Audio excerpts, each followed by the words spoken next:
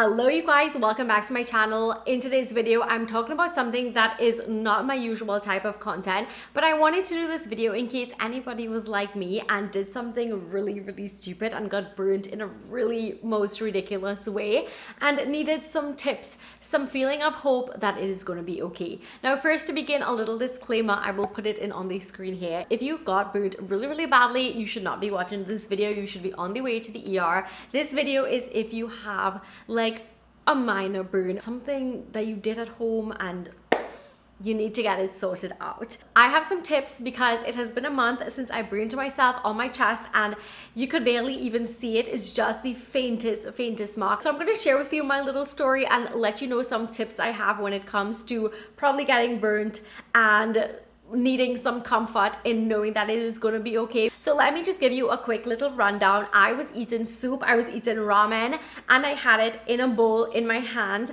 on my couch, and I was watching a show on my laptop, and I moved forward to press play, and while I moved back, I tipped the bowl back and it spilled all across my chest. Now, I was so lucky in this situation that I was wearing one of my brother's really thick old t-shirts. I normally go to sleep in little tank tops like these, which would have just been disastrous, and I probably definitely would have taken a trip to the ER. But thankfully, I had on his really thick jersey, which took the brunt of the hot water that fell on me and absolutely scalded me. But nonetheless, I still ended up with this really awful burn. It literally was like a second-degree burn, which is characterized by the blistering of your skin, which I did have by the next day. I thought that this was the end of me. I thought I would never be able to wear crop tops again because it was just like in the most ridiculous location, literally on my chest. I thought my skin was ruined and damaged forever, but fear not, because I have some tips. If you've gotten burned, and if you did, I'm so sorry. I truly do understand your pain. Hopefully these help you navigate this new healing journey. But let me just preface this by saying, if you do get burned with your clothes on, the best thing to do is just go under running cold water, because the last thing that you want to do is peel off your clothes and take the rest of your skin with you. I was lucky in the fact that as soon as the hot water spilled on me, I literally kind of pulled the jersey off of me. It wasn't like stuck to my skin, which is like a huge thing. If you think anything is stuck to your skin, you need to start rinsing it off with cold water or something. Do not try to rip it off. You are going to damage your skin so badly. So first up, the pain was just absolutely terrifying. It was the most amount of pain that I've ever felt in such a long time. It was like knives on my chest. Like, I can't even begin to describe how painful it was. And that was even with the t-shirt taking the majority of the water. Like, I felt like my skin was literally burning up on fire. I guess that's why it's called a burn. The pain was just so unbearable, and I was like, when is this going to stop? So the pain that you feel is basically your skin cells being burned off. Like, that is literally what it is. The heat from whatever fell on you has literally destroyed your skin cells, and that is the pain and the burning that you feel. So sometimes you might just get a little bit of oil spilled on you and then you just get redness and barely anything. Now, a second-degree burn has that blistering effect. So I'm gonna just read it for you. You get blisters from second-degree burns because the burn penetrates deeper into the layers of your skin, releasing body fluids that erupt and cause blisters on the surface.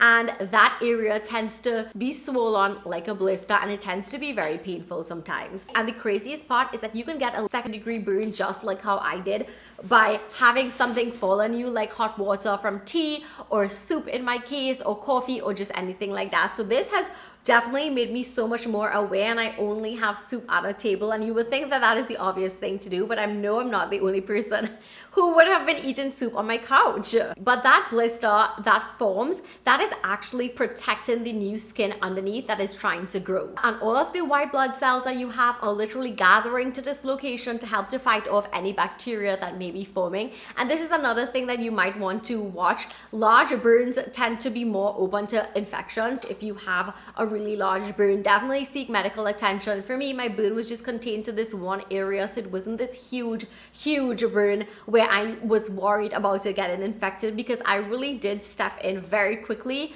when it was time to take care of it.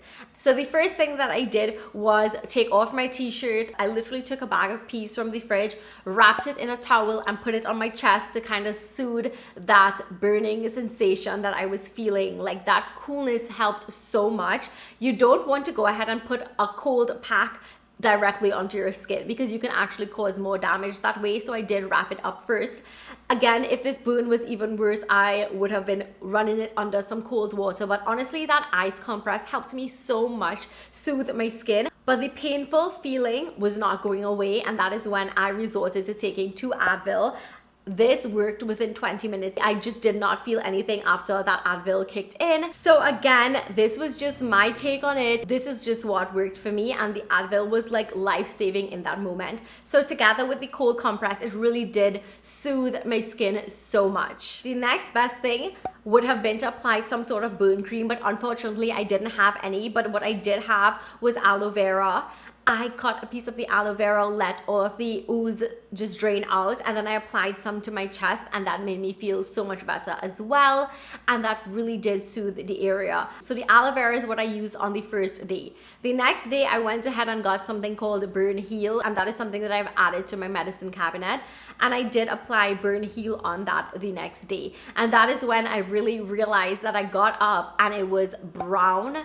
The skin was cracked up and it was starting to blister, and I was like, oh no, we need to be so serious with this right now, because if this gets bad, this is going to literally scar me for life and I'm not going to be able to reverse this damage. So I needed to do something really quickly. So by now the pain has gone down, the burden has gone down, I'm not feeling any of that, and it's just that blistering that is uncomfortable on my chest area. So one thing is that you want to make sure and keep it hydrated, because what is going to start to happen is that your skin starts to be very dry, and it was cracking and it was making me feel so uncomfortable. And the craziest part is that I had a flight literally the next day, and my skin was literally drying out. So I was applying that burn cream like throughout the day, anytime I felt like if my skin was feeling dry or cracked or starting to feel any kind of way.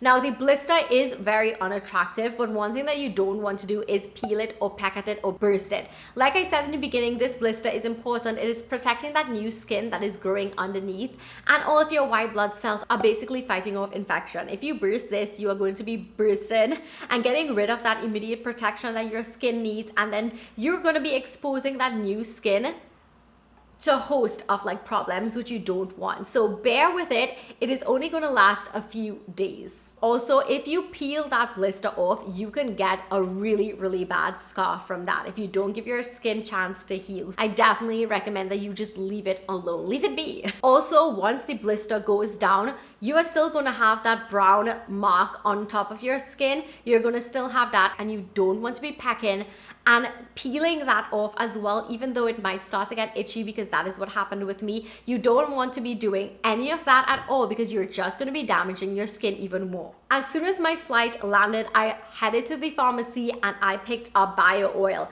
Now this video is not sponsored or anything like that, but this is what I have been using for the past month, and it has been truly a lifesaver to me. And again, this is not sponsored, this is literally what I have been using, and I have been applying this non-stop over the last month, and barely anything has like gone down from the bottle. It still literally looks very full, as you can see.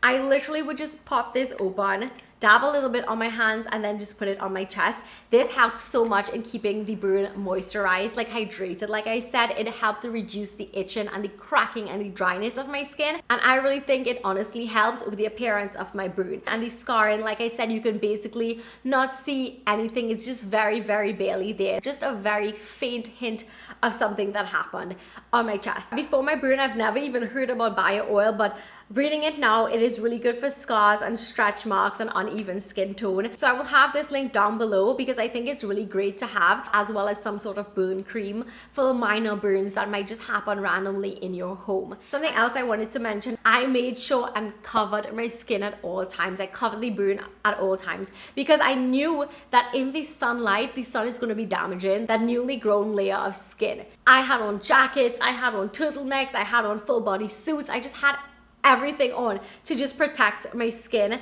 from the sun and the elements in general, and I do attribute a lot of my healing process to that. I think if my skin was just out in the open, I think it would have been a lot more damaged or even scarred if I had not just kept it covered up. When I did share this on my Instagram story, I was literally flooded with horror stories about how my skin is ruined forever and it is going to scar, and it's going to scar really dark, and just all of these things. But I do believe, because I was proactive about it and I took the necessary steps and I did not interfere with my scar and I did not interfere with the blister or anything like that, that it really did help me and help me in my recovery of my new skin situation. And this is just your little reminder to be very careful while drinking tea, coffee, soups, just any kind of hot liquid, because you just really don't want that to be falling on you at all. And like I said, this could have been 1,000 times worse if I was wearing like a low crop top like this when I was eating the soup. It just could have been so worse. I'm very thankful for how everything happened, and it was just such a learning experience. And of course, I did just want to share that with you guys, because I really do love using my channel as a platform and being able to share these experiences, even if it may not be in terms of the normal content that I do create, just in case this might help someone. So I will summarize everything for you. Go to the ER if you think your burn is really bad. Do not peel off your clothes. Run it under cold water if you think your clothes has stuck to your skin. If not, remove the clothing gently. Apply a cold compress or cold running water to it. Don't apply the cold compress to your skin itself. Wrap it up in a towel. Take an Advil if the pain is really unbearable. It really was unbearable for me and my skin was like burning up. And then apply some burn heal or burn cream to your skin. If you don't have that, this is your sign to probably just get a little tube and keep in your medicine cabinet. If you didn't have burn heal like I did, aloe vera is the next best thing. I think everyone should have an aloe vera plant in their house to just snip and use whenever something happens. Like it's just a universal good thing to have. And then you want to make sure and apply the burn cream. Use the bio oil, protect your skin, don't peel, don't peck at the blister. Let your skin heal and form new layers on its own, and then also cover it up. Don't let it be exposed to the elements that can be really brutal on new skin. I would love if you leave your tips down below if anything like this has ever happened to you. You can leave comments so we can all help each other go through this healing journey together. Thumbs this video up if you enjoyed it, and if you like this little random video I had. Don't forget to also subscribe so you can catch up on my regular content. And yeah, thank you so much for watching, and I'll see you in my next video. Bye. Mwah.